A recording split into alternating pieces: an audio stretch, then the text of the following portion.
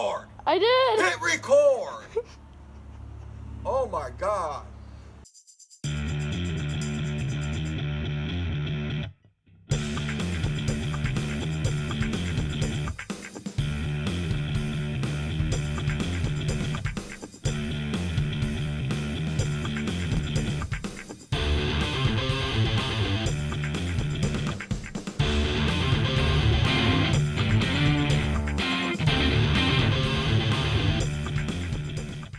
Okay, I'm super excited to review this.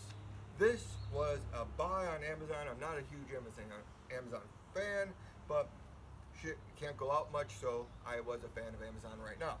I'm gonna start over because I was too much talking about Amazon. Okay, you don't have to pause it. Just let it roll.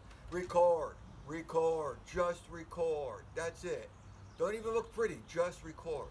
Okay, I am super excited about reviewing my frame fix for both sides of my Jeep TJ for $249. That is right. Both center pieces, which are separate, were $109. Both control arms were $139. So that is why I'm doing a review, because you were saying to yourself, that's fucking impossible. I'm telling you, it's not perfect. By no means is it perfect. I mean, like I said about mopeds and fat chicks, sometimes you deal with it, okay? But this is actually a real good deal. Okay. Any issues? Yes, there are issues. Let's go over the issues right now. This is a 1/4 inch. This is a hair over 1/4 inch. That's not really too much of an issue. Bends wise, you see how they're cut and bent. So it's not one piece, that like a tube or something like some companies. The bottom plate, and then they take the top plate and they bend it and they weld it to the bottom. Are the welds the prettiest? No, they're not. Actually, this one has a little bit of mess up on it. Not the prettiest welds. Will you need clamps when you put this on? Hell yeah, you're gonna need clamps. Right here and here at the bend. The center's pretty good, but I clamped it everywhere to get touching metal so I could get a good weld. Do the bolts line up? Pretty damn close, but I'm replacing both sides, so realistically, you're good to go on that. This is actually super great deal for $109 for the whole piece. I'm super excited about this. The control arm. Now let's talk about the control arm. $139. My enthusiasm has come down a little bit on this. First of all, when you're cutting your control arms off, I didn't go into bolts, but they need to line up. You could do one side and then bring up the pan and line it up, or you can mark it ahead of time. That's up to you. Marking ahead of time and doing a mock test fit does help. But the control arms. Now my control arm, if you measure the lower control arm, that's the lower control arm, to the front control arm, center on hole, is 57 inches. From the top of the frame to the center of the hole is 6 inches. That being said, when you do your control arms on both sides, realistically, as long as they're both the same, if you're off a little bit, as long as you're off the same on both sides, it's not going to matter as much. But I wanted to get it right back to normal. So, did they line up? Yes. Did I have a few drinks in the process? Yes.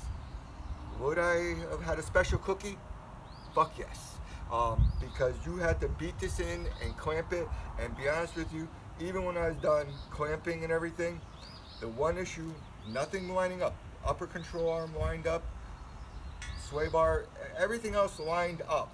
But back here, no matter what I did, this cut is wrong. The arch is wrong. So could you put a relief cut in here? Could you put a relief cut in here before or after this mount? Yes, you could. But what I was worried, this lined up so perfectly, I didn't want to mess it up.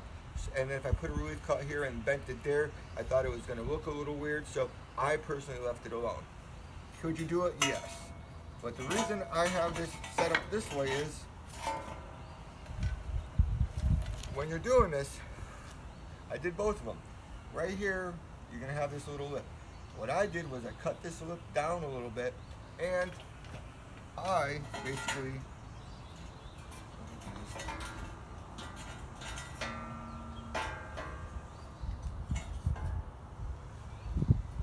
there we go. Live action fucking TV. I actually got them on and I had them butted, so I welded this together and I butted the underneath. I welded that together. So what I effectively did was made a safety cap for both sides for $249.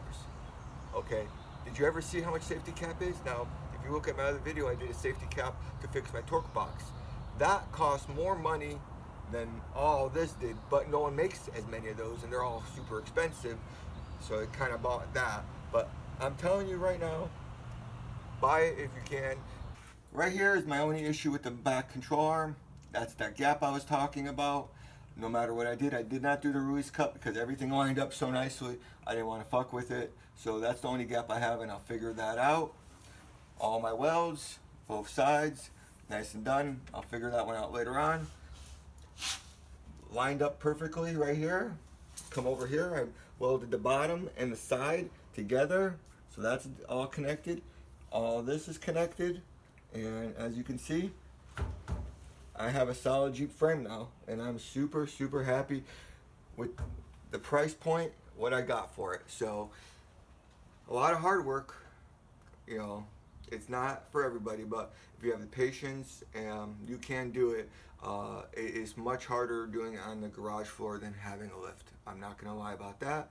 If you have a lift, God bless you, but I don't have a lift, so, you know, I'm on my back, as usual.